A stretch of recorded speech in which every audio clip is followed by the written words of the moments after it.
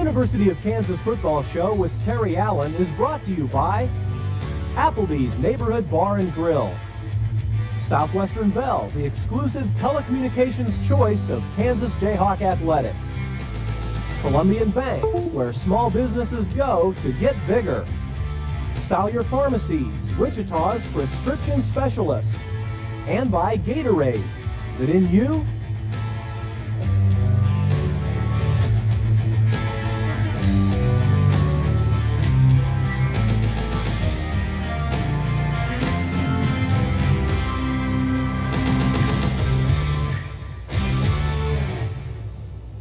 And welcome to this week's edition of the KU Football Show. Along with head coach Terry Allen, I'm Bob Davis. Good to have you with us again this week as we talk Kansas Jayhawk football. And we greet you from another of the beautiful spots on the KU campus. Potters Lake, Campanile in the background. This is a great place. Growing up in Iowa, did you know how beautiful the KU campus was? Well, it's very similar, but the trees and the rolling hills make it a beautiful campus. There's no question about that. It really is. On our show this week, our usual features. We'll have a great moment in KU football history. We'll go back to 1975 for some KU football action. We'll get acquainted with another one of the seniors on the ball club. Senior Steve Bratton out of Colorado. You get to know Steve a lot better and some of his likes and dislikes, and he's really a very interesting guy. And this week, defensive coordinator Ardell Wiegand will be along with our Rock Chalk Talk. So stick around. Lots of football talk ahead right now on the KU Football Show. Maybe you prefer cool, you might get hot. Anything that you like, well, that's what we've got. So whatever you want, just order up, please. You belong at Applebee's.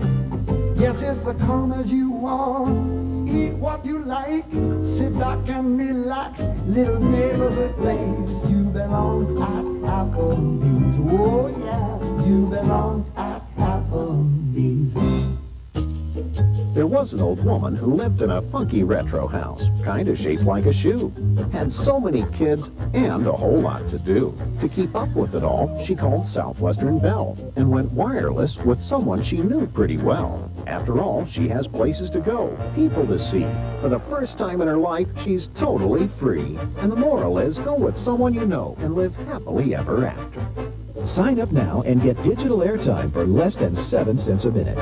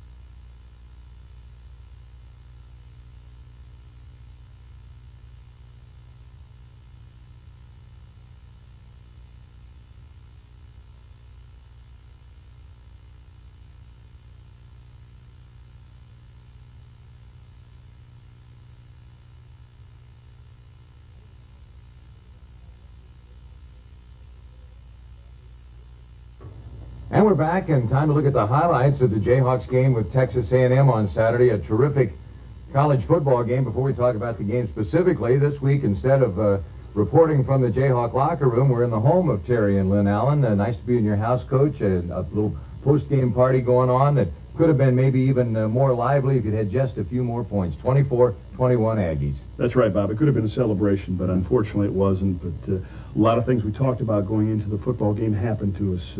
A&M does a great job as far as the turnover ratio, and that bore itself out Saturday in the sense that we had 2 turnovers and they didn't have any, and then actually they ended up winning the special teams, and those are 2 things that we couldn't let happen. But extremely proud of our football team. I thought our kids played hard, especially hard defensively. Offensively made nice adjustments in the second half, but I guess it just wasn't meant to be. Well, you spotted a good ball club, a 14-0 lead. You came back, eventually took the lead, as we'll see in the highlights, but certainly not a good start early on. No, just a really tough start. You can't spot a football team like that. Dat Wynn is a great football player. We knew we had to throw the football early. We came out, we threw the interception, and that led to a very easy initial touchdown for him, and that's probably the only easy touchdown they had all night. Well, he's quite a player, isn't he? Yeah, excellent football player. They come and they run toss play to Hall, and he strokes it in the end zone.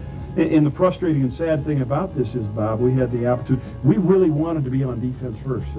They chose. They wanted to toss and deferred. We had to be, and they came back and they held us, and they ran a little option play. We just really felt as though we could control them a little bit defensively if we could take them off rhythm a little bit. But obviously, in the first 8 minutes of the football game, we did not do that.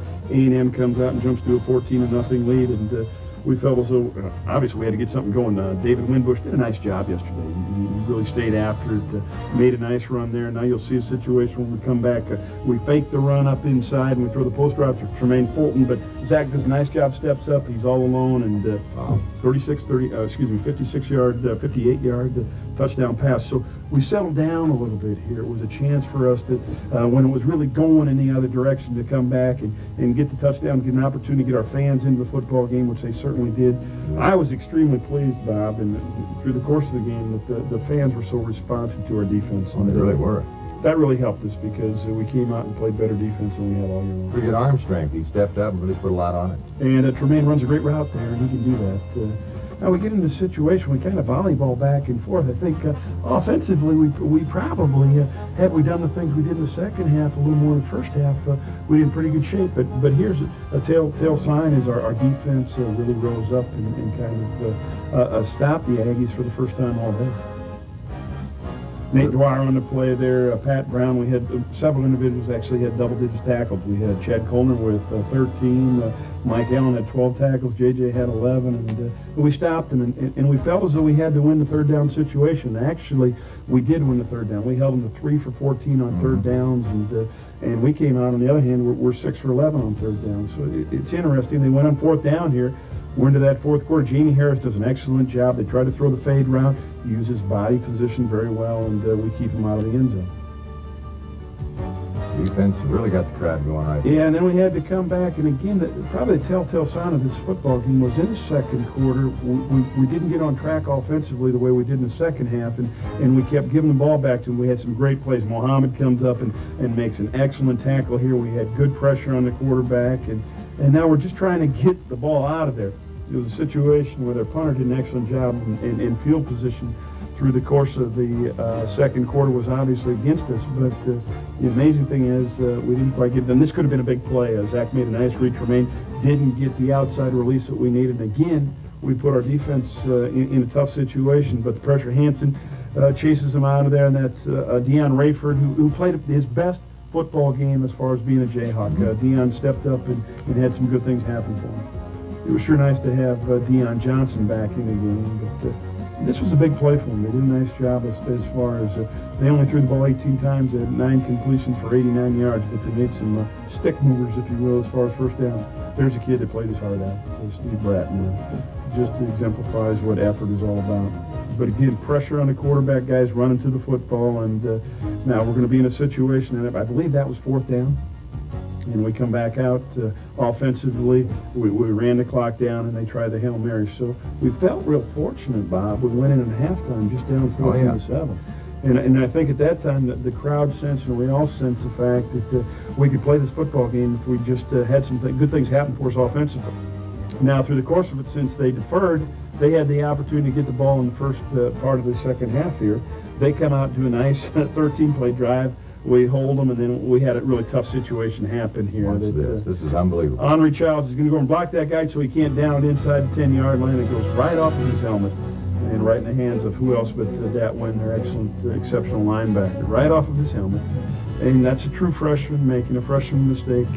I can live with that because Henry is going to be a great football player, and obviously it was not a mistake other than effort. But here's the great thing about it. Pat Brown gets nice penetration. Excuse me, that's Tim Bowers and Stevie Bratton. And now we do a great job. They've got a first and goal on the 1, and the Jayhawks refused to let him get into the end zone. We forced him to kick the short field goal here, and it's one of the rare times, and you see it in the stands, you see this in the football team. But here comes our defense off the field excited because they held him, and the fans gave him a well-deserved ovation there. David Winbush again up inside. We changed up offensively, to run a little bit of a draw series here, starting the second half, and we have 2 consecutive possessions here. We go 87 and 83 against one of the top defenses in the Big 12. Good play by Zach here. He finds Harrison Hill on the corner route that gets us the first down. Finally in their half of the field. I think that's the first time all day other than the big pass play to Fulton. And now Mitch Bowles gets in here, and we're getting excited. Nice job here. We fake the run, and Zach goes on a 19-yard running play on 3rd down and 6, gets us a ball on the 13-yard line. And David comes back here and rushes it down to the 9. And you'll see a pass play here by a true freshman again. Byron Gasaway goes up and picks it off his helmet, gets the touchdown, and we've cut that deficit down to 17-14 after Joe Garcia adds the extra point. But momentum is such a factor here. We came out, we finally got our hands on the ball after the defense did a great job holding them to the field goal, and Byron goes up and makes the play. He's got great leaping ability. For a true freshman to make those type of plays, you have to be very pleased with the future of the program. Now we come back out here. We got people fighting to the football. There's Deion Johnson there, Bratton again. And we're just playing good team defense at this particular stage of things.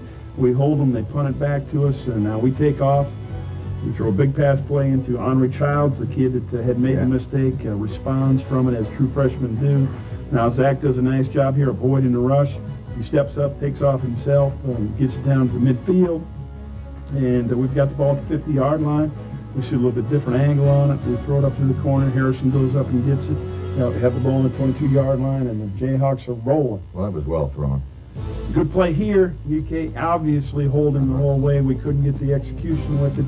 Tremaine gets the flag, and now we come back. This is the exciting thing. We come back against a very good defense, and we're going to rush the football into the end zone and take a 21-17 lead. David tackled there partly by his old high school teammate. Yeah, that was a neat deal. That Brooks, he did a nice job for him, and we're able to get the ball into the end zone, and now we're up 21-17, and you know what more can you ask for? You come out and you get down 14-0, but the fans jump behind us, and our kids really rose to the occasion, didn't doubt themselves, but now we have to be very honest here. We have to come out and give an awful lot of credit to an awfully good A&M team. They did the things that they had to do to drive the football down the field, and they're eventually obviously going to get it into the end zone, which leads to our loss. And that's the difference maker between the other quarterback and this quarterback. McGowan steps up, avoids it when we got on a 2nd and 12 situation, rushes it out of there and gets the first down for us. And now they're just running a little 3-step series. We've got Quincy Rowe in now, who's substituting for Jamie Harris, who had that hip pointer. But again, this kid's a special quarterback, the way he's able to come run the option. But they're a good football team, Bob. There's no question about that. Dante, I believe he had 173 yards on the day. We just couldn't get the turnover, and we couldn't get the stop that we've been able to have previous to that. When coaches talk about turnover ratio, it really can be a factor. A&M, you have to give them credit. They come out and they played air-free football. They did not have a fumble. They did not have an interception. You know, from our standpoint, trying to take the positive out of this thing, we had a situation where we had two penalties in the first quarter. After that, we did not have a penalty, and we limit ourselves to the one fumble off the helmet of Henry Childs. And there's the lead touchdown that they have. Now, honestly, Bob, this is only our 3rd possession of the second half. We had 80-yard drives in the first 2. Zach does a nice job finding Henry here. We're trying to get some things accomplished, but much to A&M's credit, they're just a little stronger than we are defensively. Zach steps up, makes a run, gets the ball. We're into Jayhawk territory. We thought and we'd hoped that we'd just get a position to give Joe Garcia a shot. You see, we have it in our own territory now, but the pressure's a little bit too much for us on 4th down here, which we were forced to go for. We almost threw an interception, to be honest with you, and we weren't quite able to execute the play we needed to get the first down to give us a couple shots to get the ball in the end zone. But that's college football, and that's the heart and soul of what we're trying to get done out there as far as efforts are concerned. Whale of a ball game, 24-21, the final score. The Jayhawks come up a little short. Time now for a great moment in KU football history. Let's go back to 1975.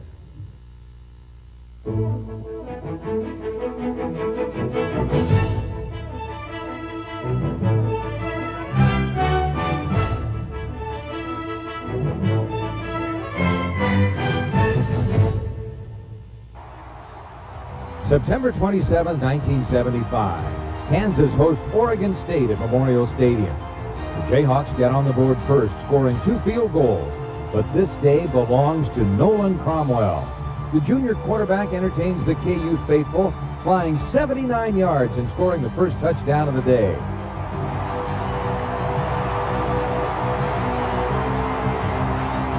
With the score 15-0, the Kansas defense destroys the Oregon State offense, recording 2 sacks through the first half. Later in the second half, Cromwell continues to run wild, setting up KU's 4th score of the day. In the 4th quarter, with the Hawks up by 18, the Kansas special teams add 2 more points, blocking a punt out of the end zone for a safety. The KU defense shuts out Oregon State to preserve the 20-0 win. But the highlight of this day goes to Cromwell as the option quarterback racks up 294 yards rushing on the day. There's more hard-hitting KU football coming up.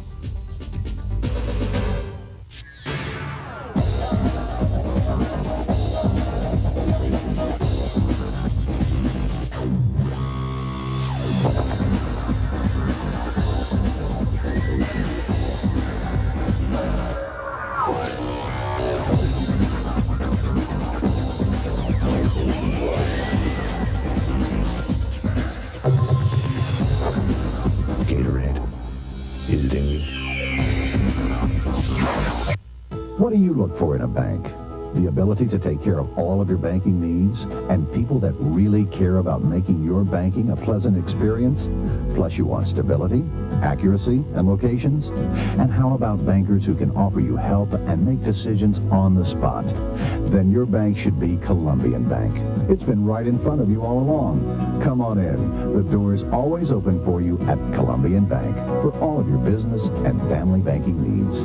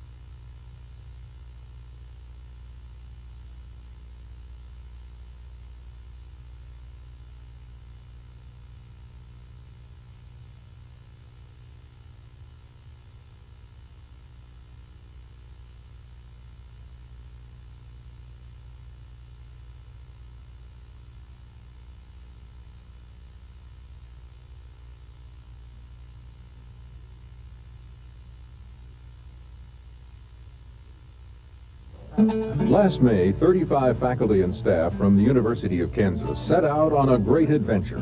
They traveled 1,500 miles through the Kansas heartland on the second annual Wheat State Whirlwind Tour.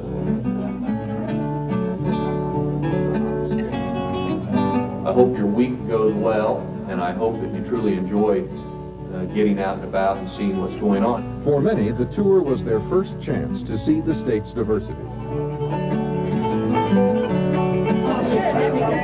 Just the variety is so incredible. The KU tourists say the 6-day trip will help them appreciate the backgrounds of their Kansas students.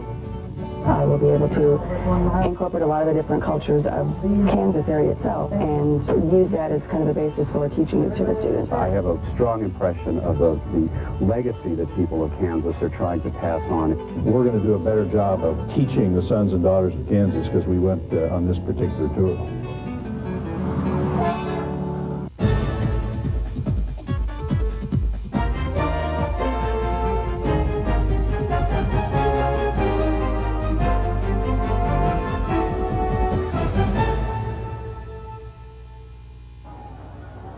There's no doubt football is a physical sport, demanding a high level of endurance from those who play the game.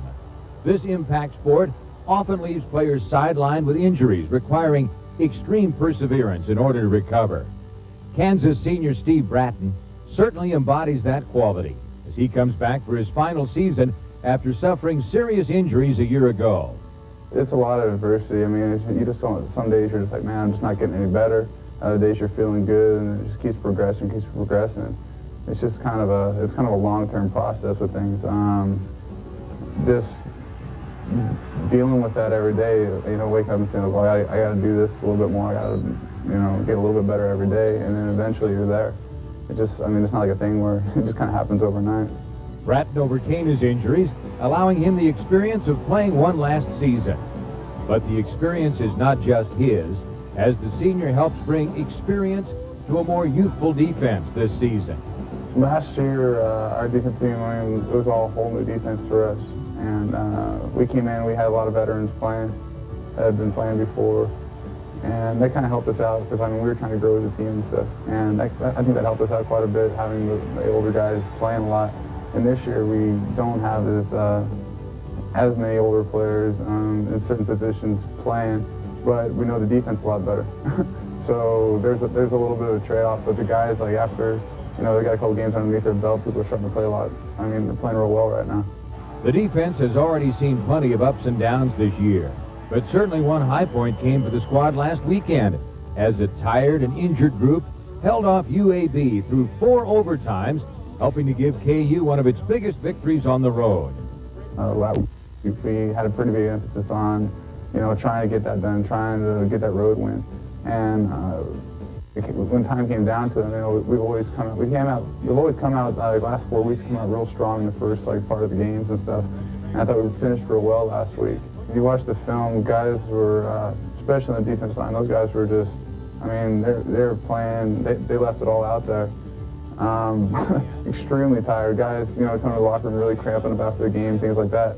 But, they produced when they had to. I've never been through a game like that before, and I was just real proud of all the guys and how they played. And to win on the road in a situation like that, it's a pretty big program.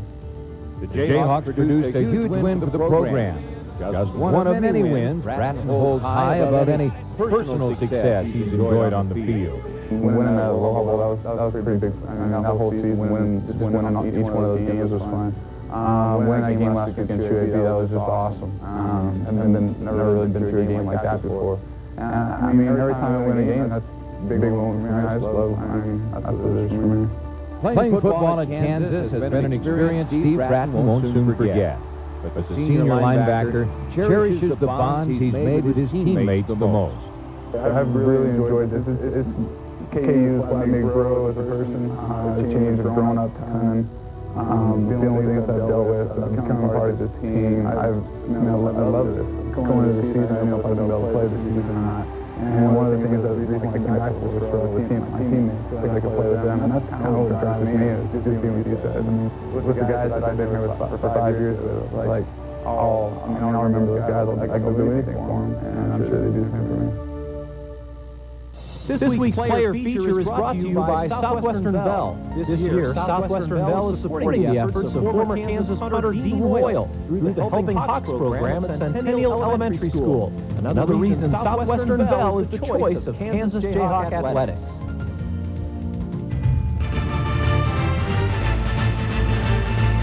You're watching the University of Kansas Football Show with head coach Terry Allen. Cellular and Augusta pharmacies have provided quality service to their customers for more than 20 years. We're here to give fast, friendly, personalized service, something you won't find just anywhere. We also provide a wide range of home health care supplies, delivery, and computerized records for your tax journals. It's all part of our customer care program. And if it's health and beauty aid you need, we've got you covered, along with a great selection of birthday and greeting cards. Cellular and Augusta pharmacies, the prescription professionals.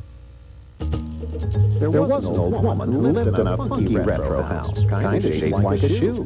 Had so many kids and a whole lot to do. To keep up with it all, she called Southwestern Bell and went wireless with someone she knew pretty well. After all, she has places to go, people to see. For the first time in her life, she's totally free. And the moral is, go with someone you know and live happily ever after. Sign up now and get digital airtime for less than 7 cents a minute.